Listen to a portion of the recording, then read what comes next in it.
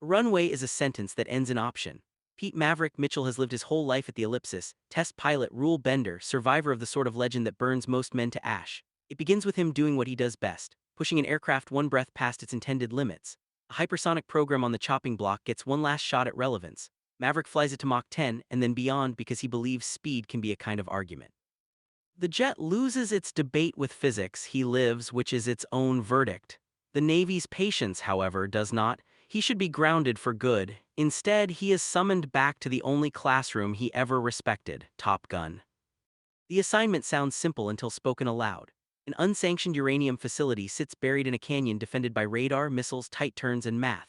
The mission, ingress below the enemy's eyes, pop up for a shot through a vent small enough to make a Death Star blush, and escape before the response arrives. It isn't a job for drones, it's a job for pilots who can become machines without forgetting they're human.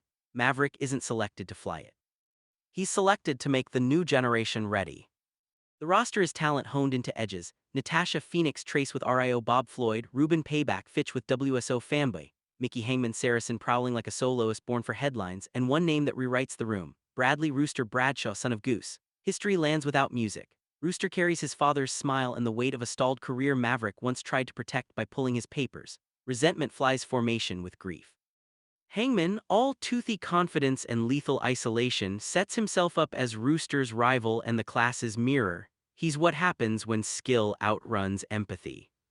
Maverick teaches like a man who learned that manuals are important and insufficient. He leads with humility disguised as dare, dogfights where losing means push-ups and pride rehab, exercises that force pilots to fail close to the ground where consequences sharpen the senses, lectures that boil down to one imperative: don't think, just do. It isn't anti-intellectual, it's muscle memory turned into mercy. He flies the target course himself, threading a simulated canyon at combat speed to prove it can be done, leaving the brass with nothing to say except the thing they hate most. He's right. Admiration and annoyance mix in the ready room. Respect hardens. Off the flight line, the past gets a second chance at quiet. Penny Benjamin, bar owner, single mom, longtime gravitational pull, becomes a soft, steady place in a life made of edges. Their scenes are oxygen, boat sails, laughter, a window climb that looks like a teenager's mistake performed by a man finally choosing tenderness. She doesn't fix him, she expects him to show up. He tries. The film's quiet heart beats in a visit with Iceman. Admiral Tom Ice Kazansky has saved Maverick's career more than once with signatures and stern patience. Now illness erodes the voice that once cut through cockpits. Their reunion is economical and devastating, typed words, a hug, a smile that says, "I know who you are." Ice gives Maverick the only order he'll obey: teach them, make peace with Rooster. Then Ice is gone, and with him the buffer between Maverick and a bureaucracy that treats experience like an optional accessory. Pressure escalates in the only currency the Navy respects: time. The mission window moves earlier, altitudes shrink, tolerances narrow. Maverick is pulled from instruction because his methods are wires the brass keep tripping over. He answers the only way he can by flying the course at impossible time, leaving command with a choice between pride and survival. The mission is a go, he'll lead it. Rooster will fly in his wing. The attack sequence earns its payoff with arithmetic and breath. Jets skim rock at treetop height to stay invisible, heart rates turn into numbers you can feel in your wrists. Each aviator carries a task that would be the hardest thing they've ever done on a normal day. This is not a normal day. The target run is two miracles and a refuel apart: perfect timing on a ridge pop, a laser steady under flak, a warhead through a keyhole. The strike lands. The explosion feels less like triumph than punctuation. Then the egress becomes the real story. SAMs wake like hydras, fifth-gen enemy fighters arrive like the future, and fuel becomes a moral question. Maverick does the thing his call sign promised decades ago. He puts his jet between Rooster and a missile with the unthinking reflex of a man who paid for that reflex with funerals. He punches out. Rooster disobeys in order to leave no one behind and gets himself shot down for the noblest of bad habits. Now both are on the wrong side of the line with a mountain for a runway and an enemy base nearby. Survival turns comic and heroic at once. They steal an ancient F-14, the dinosaur that once made Maverick famous, from a hangar that did not plan for nostalgia. Taxiing through hostility equals slapstick with stakes. Takeoff equals prayer with attitude. In the air, the museum piece faces two enemy fighters designed to erase museums.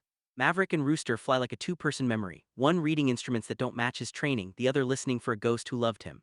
The dogfight is a poem about teamwork disguised as aerobatics, barrel rolls that are conversations, flares that confess fear, and outwit missiles, a high alpha move that lets yesterday outthink tomorrow. They almost make it, then they don't. A last missile finds them. All that's left is luck or a friend with timing. Hangman, who spent the film auditioning for a cautionary tale, delivers the rescue and earns the better meaning of his name. He drops in, cuts the noose, and escorts the F-14 home. The team lands on a deck that looks too small for relief. Everyone breathes. Maverick and Rooster exchange the first easy joke of their shared adulthood. The camera lets you feel the specific joy of a squadron that came home with the same number of souls it launched with. Aftermath offers maintenance instead of parade. Engines are checked, paperwork is filed. Penny smiles from a dock as Maverick brings in a P-51 like a man who has finally learned to love tomorrow. Rooster finds a photo of his dad and Maverick in an old hangar and adds one of his own with Maverick beside him, continuity chosen not compelled. Hangman and Rooster manage détente in the language of aviators, chirps about timing, a promise to buy rounds, a silence that means gratitude. The film doesn't worship speed, it respects it, and it respects the people who have learned to translate fear into craft. It argues that mentorship is an extreme sport, that grief can mature into guardianship, and that second chances are only real if you spend them on others. If the first Top Gun was about talent meeting ego, this one is about skill meeting responsibility. The runway remains what it has always been, a risk written in lines of light ending in air and choice, and this time in a landing with enough fuel to try again tomorrow.